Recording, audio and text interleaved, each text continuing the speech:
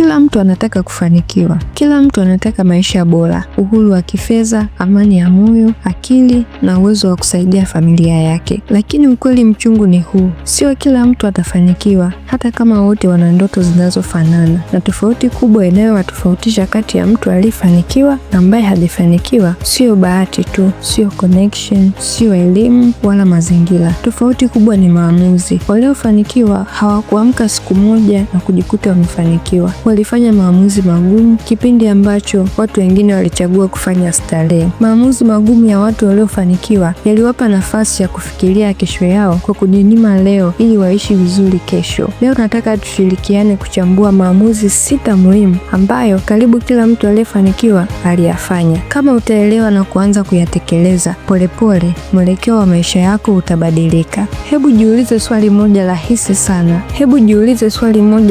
sana. Kama maisha yako hayatabadilika, je, miaka 5 ijayo utakuwa wapi? Ukipata jibu au usipopata jibu, tulia usikilize kwa makini, kwa sababu hii mada sio ya kusikiliza tu, bali ni mada itakayokusaidia kufanya maamuzi. Na maamuzi haya 6 ndiyo msingi wa safari ya mafanikio yako. Namba 1 ni maamuzi ya kuwekeza. Mtu yeyote aliyefanikiwa aliamua mapema kwamba pesa yake lazima ifanye kazi kwa ajili yake na sio yeye afanye kazi maisha yake yote kwa ajili ya pesa. Kuwekeza sio lazima uwe na mamilioni ya pesa. Unaweza kuwekeza kwenye elimu yako binafsi, kwenye ujuzi mpya, kwenye biashara, kwenye hisa, UTT AMIS, hati fungani, kwenye kilimo cha biashara, lakini pia hata kwenye real estate. Watu wengi wanaogopa kuwekeza kwa sababu wanaogopa kupoteza pesa. Ikiwa kuna watu wawili wote wana mshahara mdogo, mmoja akaamua kila mwezi ajifunze kitu kipya, aanze kuwekeza kidogo kidogo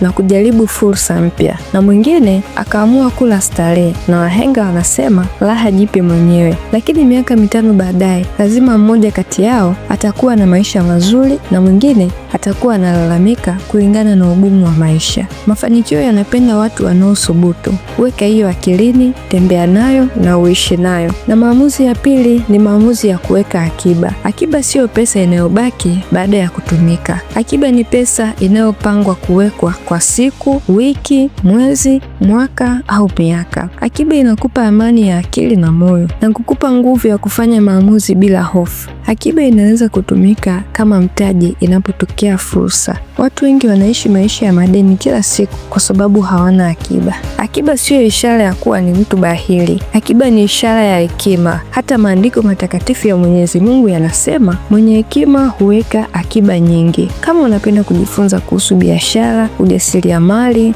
uchumi, uwekezaji na kujitegemea kifedha, subscribe sasa kwenye channel hii, kwa sababu kila video tunayo-upload ni fursa ya kujifunza kitu kipya. Tuendelee. Na maamuzi ya 3 ni maamuzi ya kufanya biashara. Biashara ni moja ya njia kuu zilizowainua watu wengi duniani. Waliofanikiwa wengi waliamua kutengeneza thamani, kutatua matatizo ya watu, kuuza suluhisho na kubadilisha mawazo yao kuwa pesa. Lakini kila mtu aliyefanikiwa ana akili ya biashara. Biashara inakufundisha kuwajibika, kufikiria kwa kina, kuwa mbunifu, kukubali kushindwa na kusimama tena. Watu wengi wana mawazo, lakini wachache wana ujasiri wa kuanza. Anayeanza hata kwa maumivu ndio anayejifunza kukua. Na leo nitakupa hadithi ya kweli kutoka kwa Madam C.J. Walker. Kuna mambo ya kujifunza kutoka kwake. Madam C.J. Walker alizaliwa katika umasikini mkubwa. Alifanya kazi ya kufua nguo, lakini alikataa kukubali kabisa maisha hayo.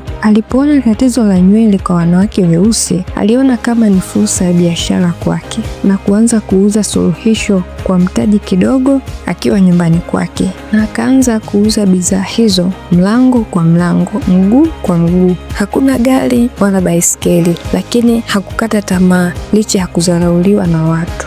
Na hatimaye akawa mwanamke wa kwanza mweusi kujitajirisha kwa juhudi zake mwenyewe, na akawaongoza na kuwawezesha wanawake wengine kufikia ndoto zao. Mazingira hayakuzuii kufikia mafanikio yako, bali maamuzi yako ndiyo yanayoamua. Kama Madam C.J. Walker aliweza, wewe pia unaweza. Na namba 4 ni maamuzi ya kununua asset. Waliofanikiwa wanajua tofauti ya asset, yani vitu vinavyoleta pesa, na liability, yani vitu vinavyotoa pesa. Watu waliofanikiwa hawanunui vitu kwa ajili ya kuonekana tu ni matajiri, bali wananunua vitu vinavyowafanya wawe matajiri. Asset zinaweza kuwa ni ardhi, hisa, vipande, biashara, viwanda vya uzalishaji au ujuzi unaolipa. Namba 5 ni maamuzi ya kuwa na vyanzo mbalimbali vya mapato. Kuwa na chanzo kimoja cha mapato ni hatari.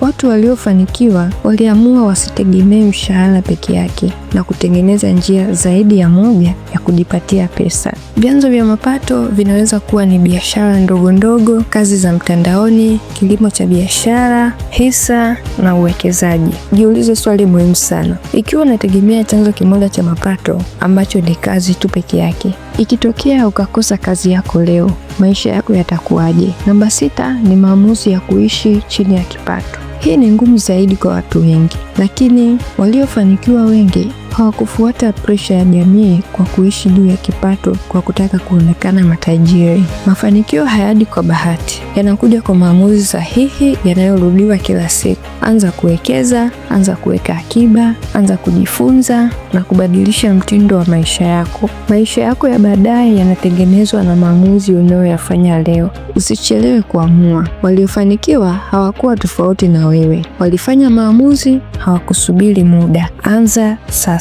Hili ni darasa la biashara na ujasiriamali. Asante.